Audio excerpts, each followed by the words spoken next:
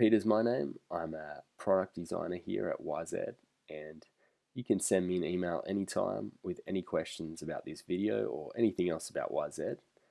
Peter@wyzed.com, and I will answer your questions or give you a call and help you out.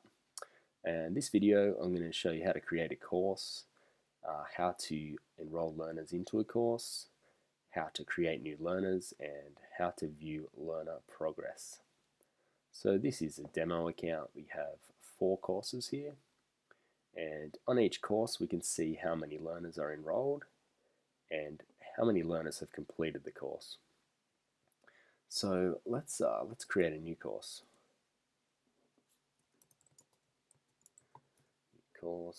We can add a description here and choose some artwork and create a course. Okay, so an empty course has no topics and it has no enrolled learners. So let's create a topic. Oftentimes when you're creating a topic, you'll want to turn this switch off because enrolled learners will only see it if it's switched on, and we haven't yet finished planning it. So let's turn it off and create a topic. So the switches throughout the account control whether that piece of content can be seen by the enrolled learners. So when I'm creating a new topic, I like to have it off. So there's 12 things we can use to build a topic. Some of them are very easy: the text field, links, images. We can insert images and upload images. Audio tracks are the same, very simple. And I'm just going to take you through a few of these others today. So let's look at video. It's a common question we get. So we've improved the video to include embedded video, existing videos, and uploaded videos. So an embedded video is from either YouTube or Vimeo. So we'll give the video a title, and you can basically paste the URL of a YouTube video that you're viewing. So when you're viewing a YouTube video, just simply copy the URL from the top of your browser and paste it into here. That's just going to embed the YouTube video directly into the topic. But we can also use, we can also upload our own video content. So you can just drop a file in here and it will begin uploading. And if you've uploaded a video in the past and you'd like to use it in this topic, then it will appear here. But let's so let's add that video. Now in edit mode, we only see an editing view of the topic, and in order to see what our learners will see, we can preview it.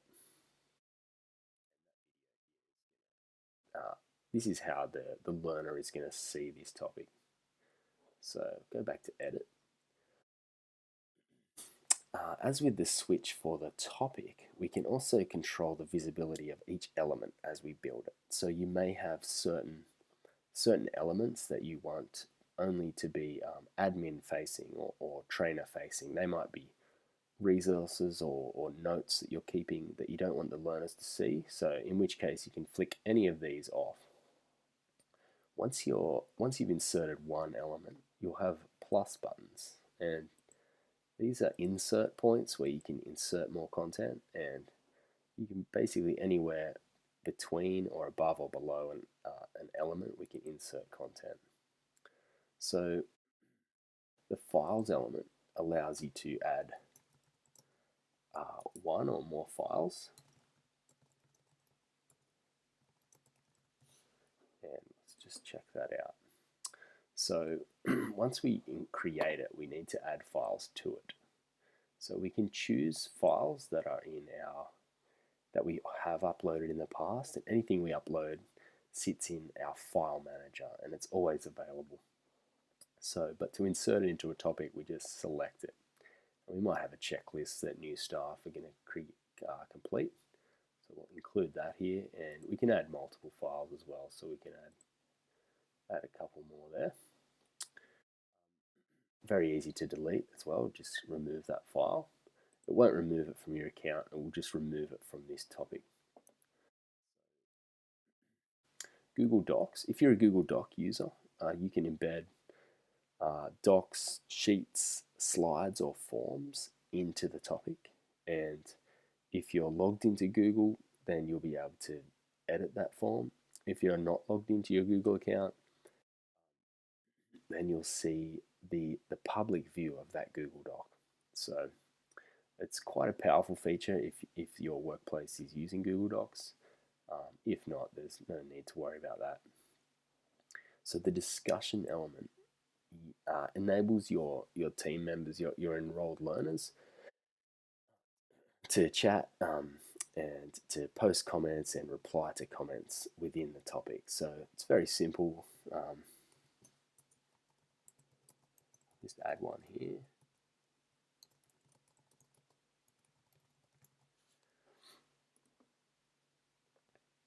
So I can add a comment and it will be posted to the thread, and a learner can also post a comment or reply to admin comments or other learners' comments, and it's very easy to moderate comments. We can just delete any topic, any comments we like. Okay, so with the discussion, all of the learners can see all of the comments, and that's a little different to our other two elements here, which is the learner. Let's look at the learner upload. So you may want to have your learners submit a file to you, and this will allow you to do that. So submit your completed checklist,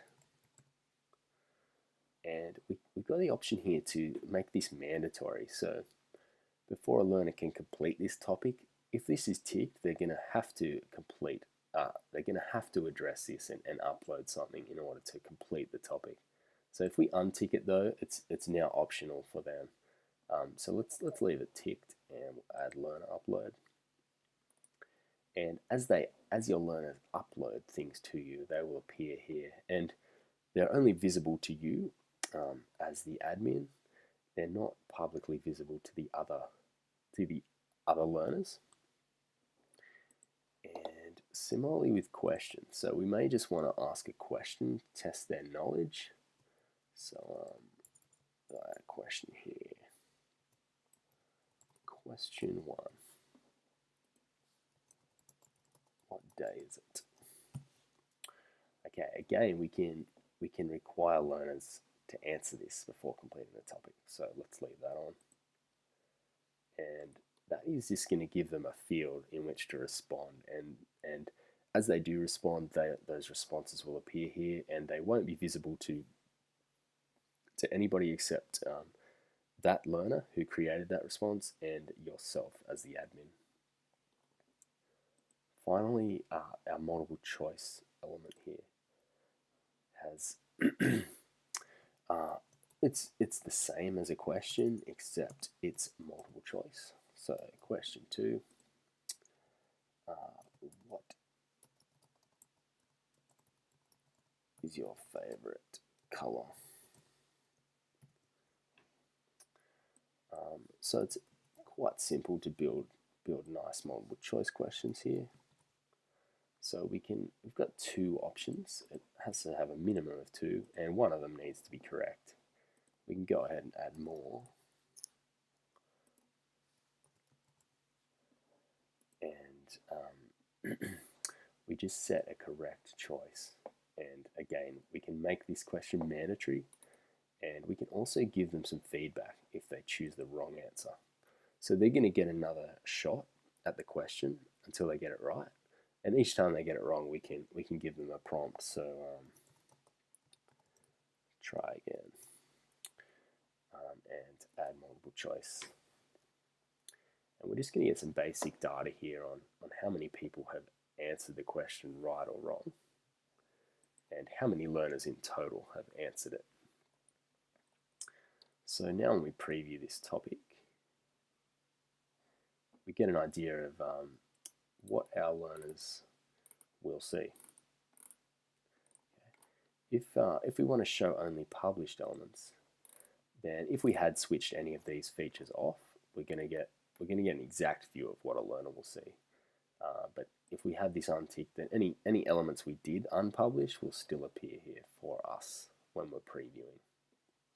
So if we did have learners enrolled in this topic, then we would be able to view their progress by clicking Learner Progress. And we can see which individuals have and haven't completed it, and exactly what time and date they completed it as well. So go back to the course home though, and we can see now we've got one topic, and we've finished building it out. So let's switch it on, and we've got 0 of 0 learners have completed it, and this is just a nice visual indicator of how many have completed that topic. And I just want to show you these options here in the menu. So we can easily rename a topic, download it to Word or PDF, edit it, and we can notify learners. So we can send a prompt via email, and within the application itself, these learners are going to receive a notification that they're yet to complete that topic and that you'd like them to complete it. Okay. Similarly, at a course level, we can notify incomplete learners. So this will notify all learners who haven't completed the course, and it will remind them that there's incomplete topics and you'd like them to complete it. So also down here, you can duplicate a topic if you'd like to use content from another topic, and we can move topics up and down once we have multiples.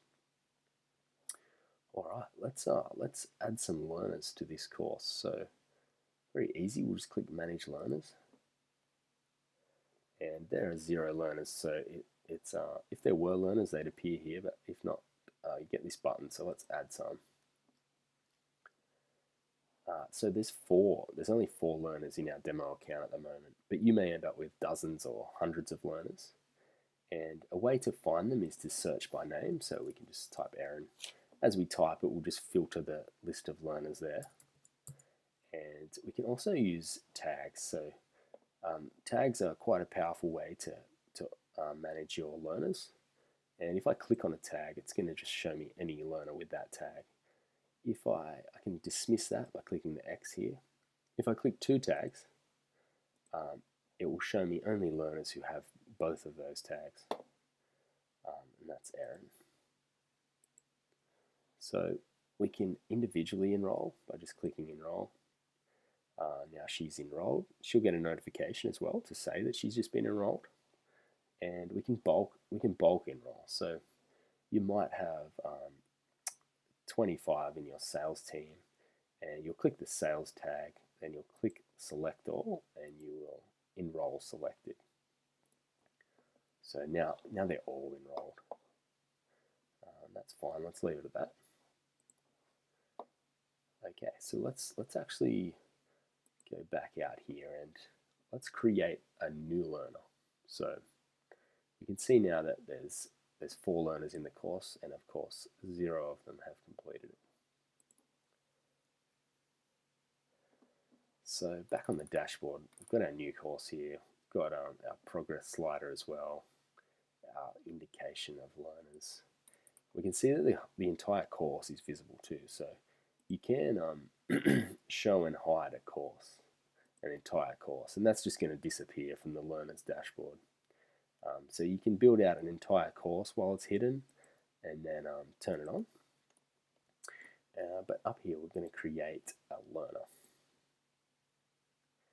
And we can upload a profile image for this person, or we can choose some presets down here. So I'm just going to go the blue guy, and we'll add John Smith and john@email.com. Now this is the credential they'll use to sign in. So they'll use their email and password, and we'll set up a password here for them.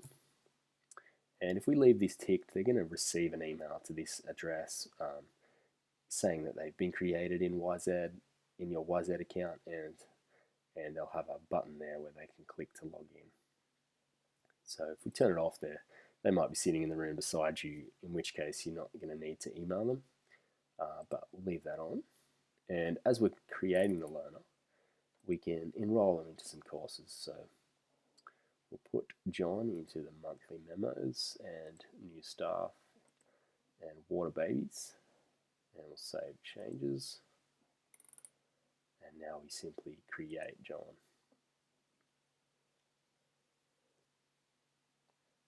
Okay, so John has been created.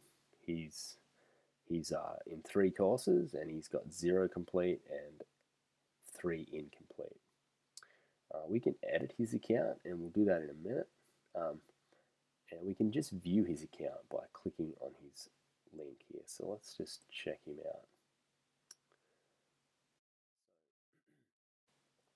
We can see the courses he's enrolled in. Okay, you can see his progress through those courses, and we can unenroll him from those courses from here. Got a learner history report here, and we'll check out a learner who has completed courses in a minute, and we'll see that there's a detailed record of their completion events. There's no tags have been added to John, so let's tag him.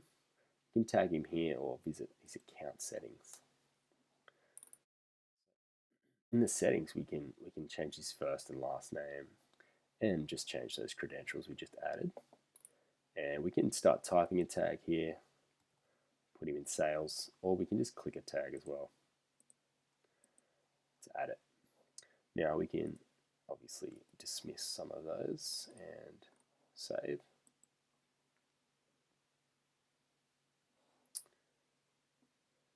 All right, so let's go back out and we'll click into Erin. So Erin, she's enrolled in 5 courses, and she's completed 1 of them.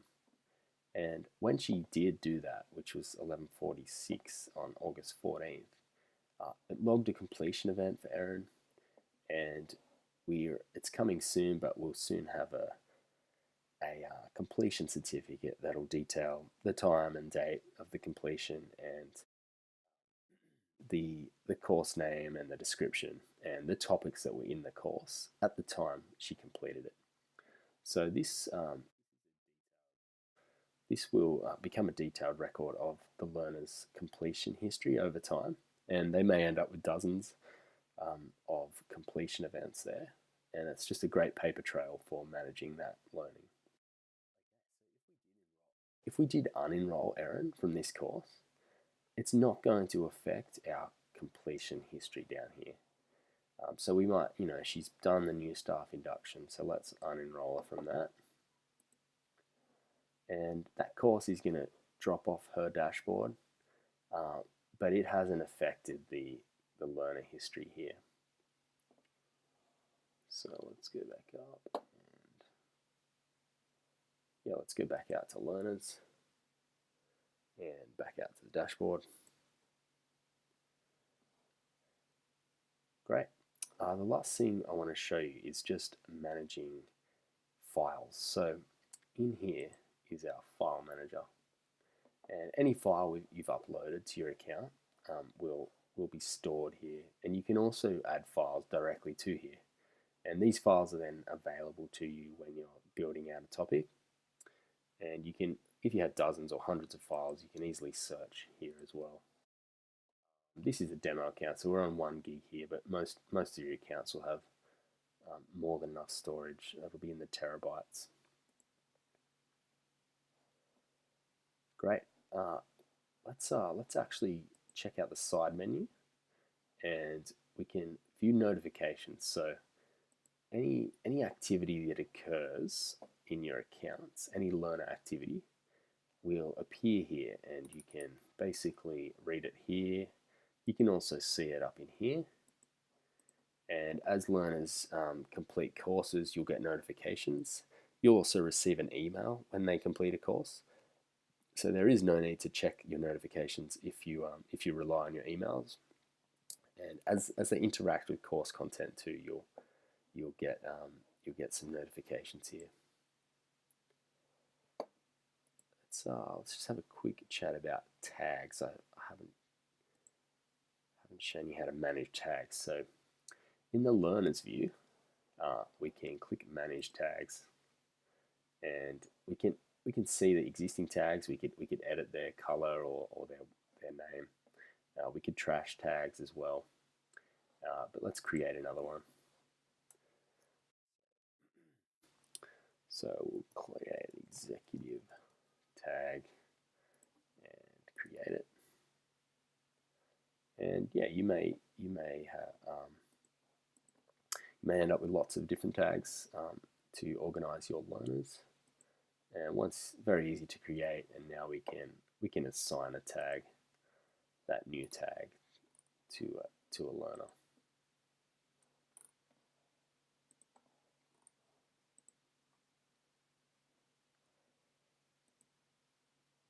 Okay, that's it for our video today. If you've got any further questions, send me an email, peter@wyzed.com, and I'll be happy to reply to that, or I can give you a call and we can chat over the phone. Yeah, anytime. Okay, thank you for using Wyzed.